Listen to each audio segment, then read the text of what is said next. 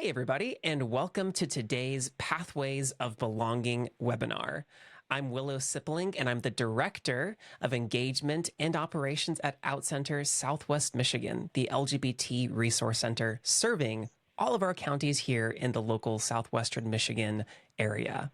And I'm introducing today our great friend and a nurse trainer, Abby Leonard, who is going to be leading these workshops and trainings. Abby, take it away. Hello, everyone. So nice to meet you virtually through a webinar. I have wonderfully have Willow's help to work through all of this because this is definitely not my area of expertise. So thank you very much. I'm going to go through an introduction so you know who I am. First and foremost, my name is Abby Leonard. I do use she, her pronouns. Typically, when people go through these sort of things, they like start with their professional career and then they move on to their family and things like that. So then I was thinking about it and I'm like, that is true, but actually, where you should know me and my heart is my family. So I'm going to start there instead of with my career, but I'll get to that in a second.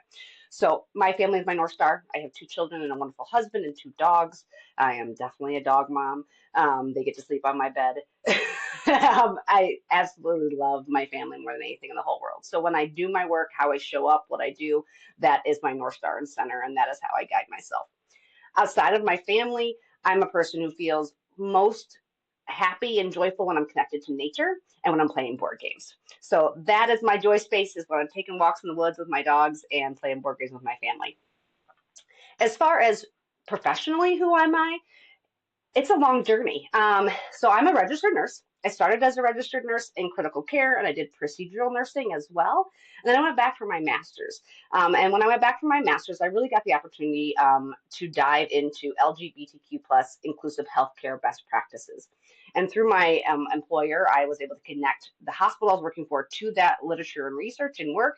And really was given the opportunity to then lead the implementation of expanded sex and gender at Bronson Healthcare. And so while they're not affiliated with this, that is my employer and where I do my work.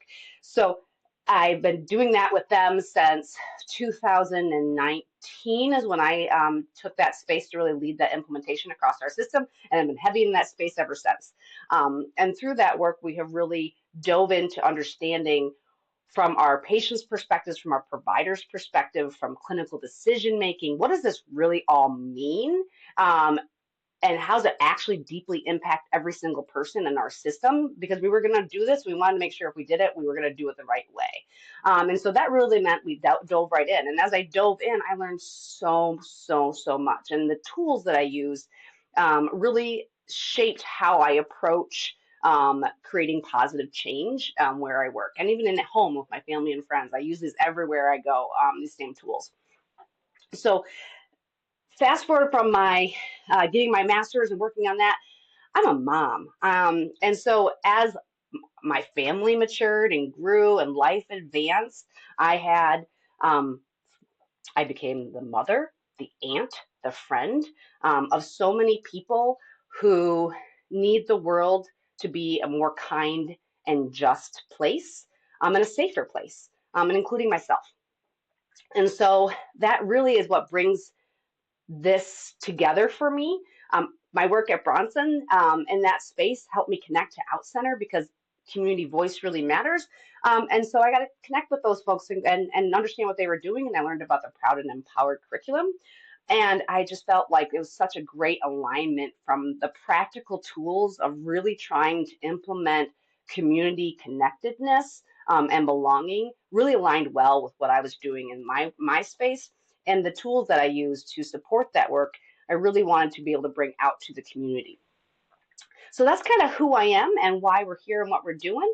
And then I have to take notes because that's just who I am. I'm a human being. And I want to make sure I do this the way that is meaningful to everybody. So bear with me with my notes. Um, so who is this training actually for? It's for absolutely everybody. Um, we often kind of gatekeep in these spaces. This is for you and this is your specific area. And that's not actually how we live. We don't live in these silos. We live in communities and we live in overlapping communities. And so I really wanted this to be something that no matter if you have an organization and you have 10 people, if you have a large organization like our healthcare system, you got over 9,000 people working for you, or if it's really just you and your church, and it's 4 or 5 of you that really just want to sit down and talk about this and learn more. And it didn't matter to me because it's really about that connection between all of us. Because the purpose of this is to come back to some healing. What I've really in this work, there's a lot of healing that has to happen, and we've lost a level of connectedness as communities. And so rather than diving into the specific details of different things, I want us to come back to go, how do we connect? How do we see the humanity in the other person? And in order to see the humanity in the person, we actually have to first see the humanity in ourselves. So this session really is, yes, you're going to learn about the LGBTQ plus community and some of the things they face and how sex and gender specifically are related to health, no matter how you identify and how it impacts your life, but also you to have real, actual, practical tools to start to take some of that back and start to be part of that healing journey for our communities, and rebuild that belonging back together, build that connectedness back together, and get in some resiliency as we, face pushback or challenges. So how do we stay in this space? How do we feel confident that we're doing the right thing? And that's what I wanted to bring to the communities with this work. So it's for absolutely everyone who's interested in this space. Um, the end goal of this is tools. So when I talked about folks, it's like we talk about concepts a lot, and concepts are very important because they establish a foundational understanding. And a lot of really amazing research and literature and organizations have done a lot of educational opportunities to lay that foundation. And I highly encourage that you get them out there. Learn everywhere and everything that you possibly can. This alone will not fill your needs. Never stop learning, never stop looking. But what I wanted to do was, when I hear from folks that I work with, I would do a lot of one-on-ones, I do a lot of group things. They go, I need a tool. I need something that I can use right now in this moment where, when I'm my best self, I can think through all of these things and decide how I'm going to show up, and I can have this plan and I can do this thing. But in reality, how often are we actually at our best selves, right? Life is complicated. We're tired. We're stressed. We're all doing the best that we can. And so, as we're trying to get better at doing this, people really wanted a tool. Like, how can I just have something quick that I can actually use in the moment? And so that's what the end goal of this is, to have tools, actual tools that you yourself can use for yourself and take to the organizations, communities, friends, families, and that you can serve. And that these tools are intended to really bring everyone together.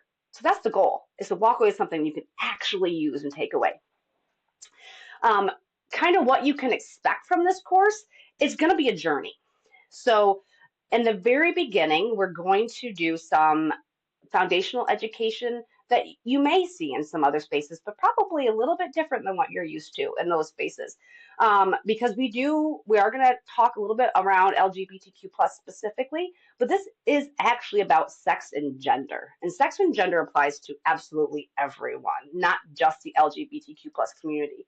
So if we're going to come together and heal and understand each other better and create pathways of belonging, we have to understand how this applies to all of us and applies to the humanity of all of us. And so the approach is going to be different. And I'm going to get into the physiology of it. What is biological sex? When we're having these conversations and people are going, well, I hear this term over here and I hear this term over here, and I'm not even really sure. And it's confusing. It's fair because we're defining them differently. And so I want us to kind of take a level set, come back a little bit and go, how does healthcare define this? How do medical professionals define this and use this in their clinical decision making?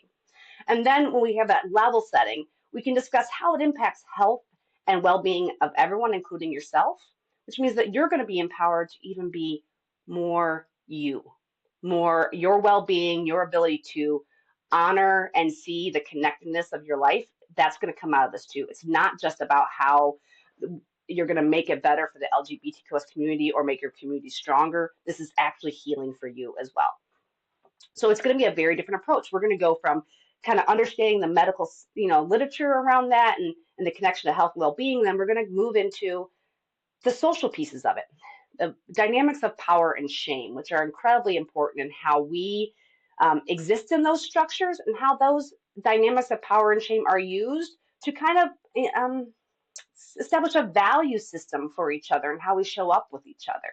And so really understanding how those systems influence how we're showing up and whether or not we identify someone as an ally, as a friend, as a peer, as an acquaintance, as an enemy, which no one is, but that fear, right? How do we categorize the people because of that valuation or that sense of threat that folks might feel to you. And so how do you really understand those social systems of power and shame so that you can look at them with a different lens and not feel threatened, not feel ashamed, and really show up for each other and go, I see you, I see you. So that's a very different approach. After we do that, we're going to move into those practical tools. And those are evidence-based tools. You all see there's an association here with the Proud and Empowered curriculum. That is a research-based, evidence-based tool that you can put in place within your organizations that's focused on putting a program in for adolescents and creating those pathways of belonging right within. So it might be schools, it might be churches, but it's a program you can put right in place. I'll do a summary of that program. I'm not going to go in detail because they do such a beautiful job giving you exactly the tools you need. They give you your exercises. You can walk right through them. They give you a step-by-step outline of what to do. So I want to provide an overall sense so that you know what that resource is and you can work towards getting it out there in your communities. But I want to provide additional resources as well. So I've pulled from, I didn't mention in my intro because going back in circles, I'm a certified professional healthcare quality. And so in my job as patient safety and quality, I focus on systems of improvement and evidence-based cycles of improvement. And what are the tools that we use to create positive change? And so those tools are across industries. You see them in businesses like airplane industry, you see it in the auto industry, you see it in healthcare, you see it in education. And so I wanted to take the tools that those industries already use, that I use every single day in my job, and really translate them into what we can do in our homes and in our communities with those tools. These are evidence-based tools. And so I take things like the PDSA cycle, which is an acronym that you may not be familiar with, but that's something that we use in quality improvement. And I take that and I can adapt that to what that means for you as an individual, not an organization. Or things like de-escalation techniques. In the moment, sometimes we lose ourselves, right? We have a plan, we want to show up in this positive way, but then we kind of get lost in the emotions of the moment and what that person is saying and how you're receiving that message. And so how do you show up and in that moment see how something is escalating and de-escalate it so that you can reconnect and not lose that connection? Because a big piece of establishing pathways of belonging is it's not a one and done. You don't go, I said I welcome you and we're all together and we're all done, it's all good now. That's not life. It's not any relationship of any kind, whether that's with your spouse, your partner, your children, your community members, anywhere. It's a continual effort. And so that's how we're going to show up to this. Then I want to give those tools that provide you that continual effort because it's continuous and the learning is continuous. How do I actually tackle that? Because there's so many ways to go about it. And so I want to give you something that goes, I have a problem right now in this moment. What can I do to reach that person? Okay, I'm going to use, so I took an acronym that we use within patient safety and quality, actually, the ARC tool, and I adapted that ARC tool to your situation, to what you're doing. So how this is different is that I'm taking evidence-based tools and I'm bringing it to you so that you can apply it, because the same psychology, sociology, and evidence that is there that make these tools successful in healthcare industries and in education and the auto industry and all these other places is because they're rooted in science. And so I'm going to bring those to you. And that's what makes this different. It doesn't mean that you aren't going to learn some of the foundational things. It doesn't mean all the education that you've had other places isn't valuable, that you need to get that everywhere. This takes you to another step further where you've got a tool to intentionally create a positive change in the communities you serve that bring all of us together and moving forward together. So now that I've given a little bit of an explanation of what we're doing, I want to show you just a couple of things that we're going to have. So this is the outline of the objectives. So we are going to explain the difference between sex and gender as it relates to every human being. And then we're going to connect that to health and well-being. How is it used in healthcare? How is it connected to your actual health outcomes, and how you are able to access and services and thrive? So really talk about the connection between sex and gender and health and thriving in that. And then we want to reflect on your why. If you don't see yourself, then you're not going to be able to see other people. As much as we in our hearts need to be seen and heard, every single person needs to be seen and heard. But we cannot do that and cannot receive that unless we give that. And so by understanding, reflecting on your own why, it's allowing yourself to see others more authentically and for them to see you more authentically. Then we're going to review the Proud and Empower curriculum so that you can take that amazing tool right out to your programs if you need it. We will go over the impact of power and shame, like I said, on the connection and that the barriers that comes with it and what you can do to kind of overcome some of those. And we're going to identify de-escalation techniques. This comes from a number of different trusted sources about how you can show up in that moment to help emotionally regulate yourself and others so that you actually come to a productive conclusion of the conversation. And then we're going to practice continual learning and self-reflection. So these are actual tools. How do I sit in the muck of my own feelings? Which is really hard to do. I don't care who you are. Because what I do know as a mom, as a nurse, as a wife, as a friend, is that showing up for people and loving people is work. It just simply is.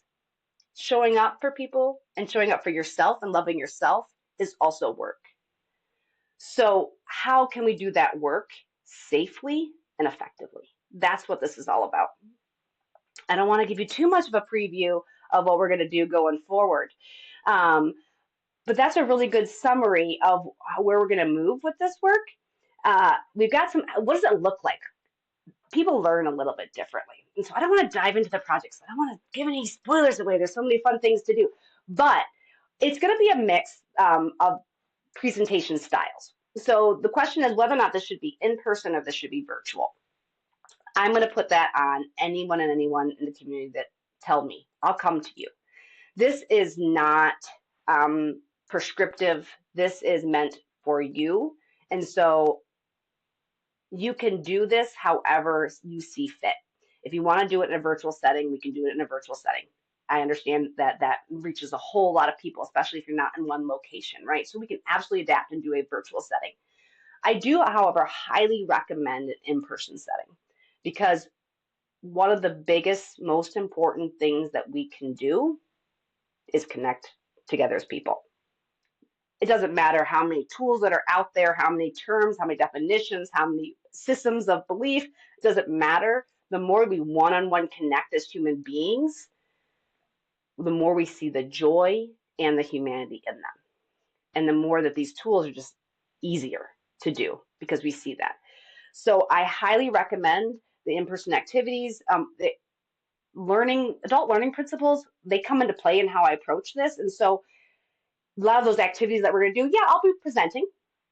I'll talk to you on a screen like this. I'll be as human as I look right now because I am very, very human. But I'll present the topics and we'll talk about them. But there are some that we really want you to take some time to reflect on and write things down and talk about because it takes time to digest. You need that time to digest and process what something relates to you. And I don't want to just talk at you. I want you to actually be part of this conversation. That's kind of the whole point. And so you'll see a mix of that. You'll see a mix of where we kind of just present some content and some knowledge so that you're aware of some things and you can learn some things. And then we're going to dive into some activities. And those activities will be written. There'll be reflection questions that we have as a group as discussion. And then there's some fun little thought challenges that I'll have you go through. And that is going to, what the whole point of that and the adult learning principles, when you talk about that, is to really move folks from the defining and describing a concept or to really applying it to what you do.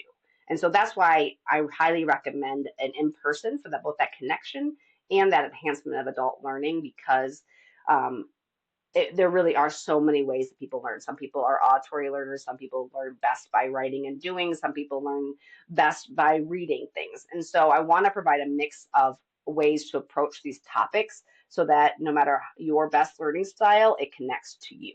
So when you come in, there'll be a mix of those sorts of things, and you can expect that. So that's kind of the layout of the class and how we would do it as far as if you want to set it up in person or in virtually. Virtually, obviously, we can set it up and through OutCenter, the amazing folks here who are fixing all my technology issues because I definitely don't do technology, um, and work through that way. But if I come to you, I can come to wherever you are. I'm pretty flexible.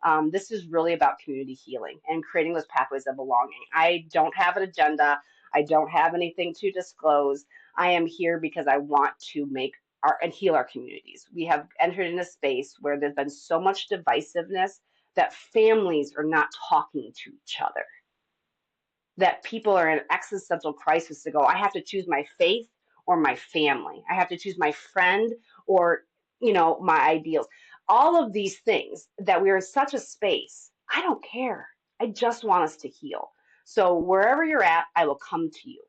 And so what the only things that I need if I come to you are I have a PowerPoint. So I need space for people to sit down where I can bring my activities and you can write on them and we can sit and chat and talk. So we need physical space for your people who are attending.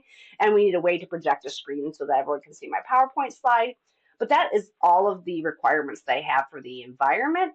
Otherwise, I want to make it work for you. Maybe you could tell us a little bit Mm, more about the workshop itself, the practicalities of it. You've mentioned the okay. delivery. It includes a PowerPoint, it includes activities and writing. How long are the sessions? What should people Oh, expect in terms of, how long they're sitting or how long they're oh, listening perfect. or how long they're discussing with these things together? Tell us a little bit more about that part of the workshop. Wonderful, yeah. So in the workshop, we're doing 1 3-hour session. The Proud and Empowered curriculum that will be introduced to is a program that you can implement that has multiple sessions. And I really learning should not be a one and done. But we also wanted to create something that within the capacity of organizations to actually gather people together, right? We wanted it to be accessible. And so we made this a 1 3-hour session. I will absolutely, as facilitator, break out times to take, walk and move our bodies. We've got to move our bodies and kind of to allow our brains to process information. I'll break it up between a didactic talking, and explaining a concept to an activity. So I'll try to break it up along the way so that 3 hours, you're like, wow, that 3 hours go? I didn't realize it was 3 hours. That's my goal. But it really is intended to be that 1 3-hour session so that you don't have additional barriers of trying to get everyone to come back more than once, right? Or you lose people. No matter how well intentioned you are, the longer you go, that you just our capacity for gaining new information slows down. Yeah, we are sponges, but the capacity for holding water, you get so full, right? So that's what we're doing. Is it's a 1 to 3 hour session for the layout of it. And we'll start with that foundation of the sex and gender from a healthcare perspective, from a health and well-being perspective. We actually even dive into how that connects to some of the um, power dynamics and structures and laws that are in place right now and the history of it. We'll even go back to 1950 and I'll share a little history of how things and where we are or why we are where we are today. And how it directly connects to health and well-being and how it directly connects to the challenges that we are facing as communities as we try to create these pathways of belonging and moving ourselves forward together. So, really understanding our history so that we can move forward with a shared um, knowledge of those contexts because we need that context. Everyone comes to where you are with context. Nobody is two dimensional. And so if we don't have some layer of context to how we show up, we're going to have a hard time seeing that other person because we're going to apply our assumptions onto them. So I want to place a little bit of context of the experience from a larger social perspective as well. And so that you can add those elements to understanding the impact. So there's a special tool. I'm not going to tell you about it right here because you got to wait to come.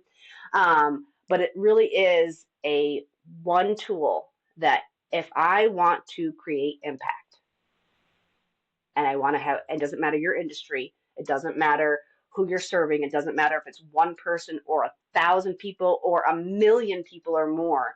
If I want to create impact, what do I do?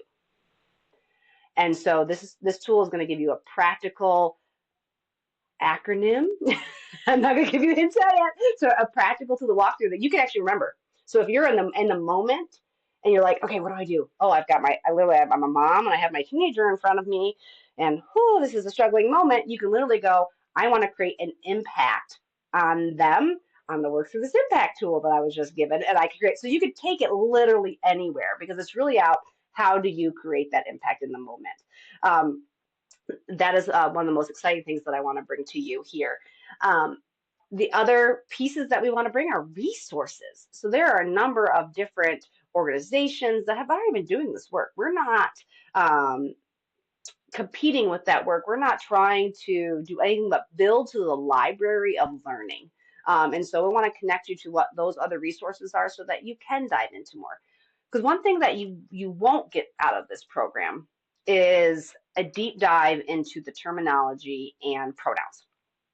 I will absolutely discuss them, and I will bring them up, and I'll discuss how they impact how we show up for each other, and the power dynamics that are in play there. But we're not going to go through a session where we're actually practicing how to use pronouns, and or diving into the various different terminologies within the LGBTQIA umbrella of terms. Not because it's not valuable information. I highly recommend folks seeking that out from a number of different avenues. That are available to you, but this is really to take it to that next step further of how do you, if you understand these foundational pieces, you are empowered to adapt to new language without a lot of resistance. Because language changes. That's one of the things that is hard because it's something that we use on a regular basis, and then we use it and it becomes rote, meaning that we don't think about it, right? How things come out of our mouth, we don't even think about how they come out unless we put intention to them. And so the effort of having to actively change means that there's an effort required, an energy expenditure required in order to use pronouns differently because we just do it automatically. And that can be really hard. And so understanding that change and what to do in those moments is much more important than um, memorizing how to use, she, her, hers, or these, hers. Like you don't, there are those things are important, but really getting to the person and why they're needing their pronouns to be respected is the root of the situation. The specific pronouns themselves, the specific terminology, the specific whether you identify as, demisexual or abrosexual, those terms they matter because they help people to put language to how they feel and see themselves. But understanding the root of those terms is going to be far more empowering than memorizing just a list and going, well, how's that? Well, now I got a new term, and how do I insert this new term into that? If you have a foundational understanding of the what, why, and how of sex and gender and health and how you are connected to all of it, then the addition of new terms or concepts is not as threatening or overwhelming to the constant, I'm trying to learn, I'm trying to be an ally, and here's another one, right? Because we get tired of learning new information. We're constantly inundated with this, learn this, become better, learn that, and we just get tired and we don't show up as our best selves. So the class is going to take a different approach to that and go, you don't even need to show up as your best self. You can show up in your pajamas for all I care with your coffee and your most challenged thoughts and feelings. That's okay. And we're going to get you to a place where you can understand this fundamentally. That's the difference, is understanding fundamentally how sex and gender impact you and your health and the people around you, and how by understanding those things, you can connect better. We can be stronger, we can be more resilient as communities when we understand those foundations.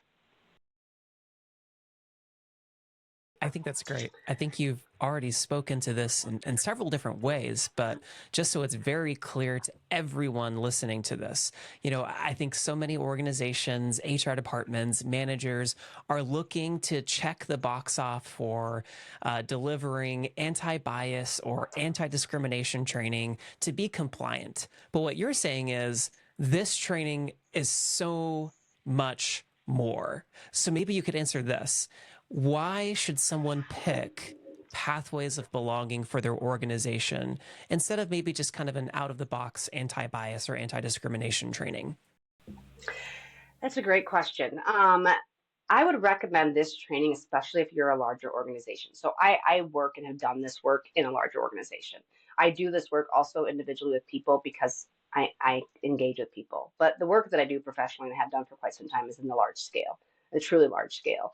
And so if you are trying to do something in that larger scale and you really find that those implicit bias classes, which is if you're in healthcare, a minimum requirement for your licensed professionals, but there's like you're stuck, like you've gotten that implicit bias training out to your teams. You've gotten a SOGI or sexual orientation and gender identity learning module through Workday, depending if that's what you use, or some other like platform. You've got that out to your team, and somehow you're still stuck.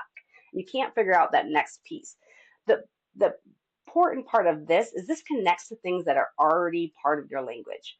So if you're in healthcare, you know what a high reliability organization is. I know that not everyone who's watching this is going to know that term, but if you're in healthcare watching this, you know what a high reliability organization is. These takes the principles of high reliability and apply it to this platform. If you are in quality improvement, no matter what industry you're in, then you're familiar with lean principles. This takes lean principles and applies it to this topic and this learning and provides tools there. If you do quality improvement or process improvement and you are familiar with the PDSA cycle, which is all based and rooted in science, if these are things in your industry that you're familiar with, that your teams are going to be familiar with, the other benefit of this program is that you're bringing them language they're already familiar with.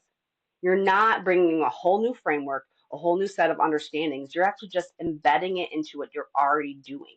So if your systems are already doing, say, patient safety or employee safety, or you're already doing, ERGs and and DEI focused things, is that it actually builds onto that. It's intended to get you unstuck using the language that you already use, using the frameworks and tools that you use every single day to ensure that what you do, the service or product you produce, is what you want it to be and the quality that you want it to be. It's the same stuff. So that's what makes this different, is that we're not reinventing the wheel. We are taking that expertise from those industries and applying that science to this, and that language just makes sense to space in those people in those spaces. So that's how this is going to sit differently. Now, if you're not part of that and you're in a church or you're in I don't know, say you're in an online social Facebook page group and you all want to get together and do this, I don't care. What I can bring to you is the tools that the industries use. I can bring to you the things that big groups of folks do that are rooted in science that say, okay, what is it that how do we create change and how do we move processes and do these sorts of things? I could bring that to you. So I'm going to bring you something that is often gatekept, right? Because it's in the industry or it's big here. I'm like, no, we're going to bring it to you so that you can use it. And so that's what makes this incredibly important, is it gets people to be unstuck and uses language that either they're familiar with, is already part of what they do, or is bringing something, tools that are proven in one area to a group of folks who don't typically get access to those tools. That's what this class does. I think that's great. And you've spoken to several industries that pathways of belonging could be a great fit for. Medical care, obviously, we've already mentioned, high schools, other educational institutions, nonprofits, collections of online friends on Facebook. Is there anybody who this training is not a good fit for? No, there isn't actually. Now, if you are watching this webinar and you are representing an organization, obviously I work in regulatory. I know you're going to have rules that you're going to have to check. Okay, so you're going to need to double check your rules. We have folks who have certifications on here. So I'm a certified professional in healthcare quality, CPHQ, and I'm a registered nurse. And this is my area of expertise professionally. We have Willow, who also has a number of HR related credentials and things like that. So if you have questions about, does this check the box from that regulatory standpoint that you all know what I'm talking about, then just reach out and we can discuss those, because I am very familiar with how that all works for licensures and CEUs and regulatory species. So just reach out if you have those questions, but we have those expertise here at the table to already address that. As far as from a non-organizational standpoint, I cannot think of anybody. I really can't, because you could reach out to me and say, I've got me and 3 or 4 of my best friends, and we've been talking about this. And we just trying to how to figure out how to do this. You have power. Part of this whole thing is talking about how empowering you makes the difference. Your influence on your friends, your showing up for them, that community, your circle, that's your power. And I want you to be empowered. So it doesn't matter where you show up or what your group is. We'll bring this to you in a way that matters to you. Now, if your focus is in education, absolutely, we have this whole Proud Empowered curriculum is for specifically for adolescents, and it is really tailored beautifully for education or other organizations that are specifically serving adolescents, right? And so that this is actually built for you. So if you're in the education realm, this is specifically built for you. And so I absolutely highly encourage you to do that. And that could be anybody within the education sphere. It does not have to be a specific role. Anyone who is interested in this space and who wants to take it back and create pathways of belonging in their own educational organizations. It does not require a specific title or anything like that from the education lens to be a part of this. So as far as who this can reach, I haven't found a single person who this doesn't benefit, that this doesn't impact directly, and who I'm not willing to come to talk to. I love that. I love that. And that's a great segue as we're coming to the end of our time here to talk about how to bring this to your organization. So, as Abby has mentioned, at OutCenter Southwest Michigan, we have so many resources and so many ways to bring training to your organization, no matter what your organization is or what it does. So if you are interested in bringing pathways of belonging to your company, to your nonprofit, to your frontline managers or educators, just go to outcenter.org/services. Or if you know that you're just ready to sign up now and get this rolling, you can send us an email at info@outcenter.org. So for more information, it's outcenter.org/services, or send us an email at info@outcenter.org. As we're closing up here, Abby, are there any final thoughts that you want to leave the viewers with, or anything else that you want to share before we close up? Yeah, I would like to. It's time for some joy. It's time for healing. We need it more than ever as communities, as individuals. That is what this is intended to do. This is healing and this is joy, and we all need it. And I look forward to all of the opportunities to meet people, to laugh with folks, be extremely human with them, and really reinsert that joy into our relationships together as people. And really, together, we move forward. That is what we do. And so that's really what I want to live here is this is for all of us, and this is for our joy and healing. I love that. And I'm so excited to see pathways of belonging being brought to more organizations. Well, with that, like I said, outcenter.org/services to learn more, info@outcenter.org as well to get in touch with us. Abby, it's been a delight to be chatting with you here today. And I'm looking forward to seeing the work that you're going to do with so many organizations and building inclusive environments for everyone. So thank you so much for your time today. Thank you. I talked to you soon, Willow. Sounds great. Bye now.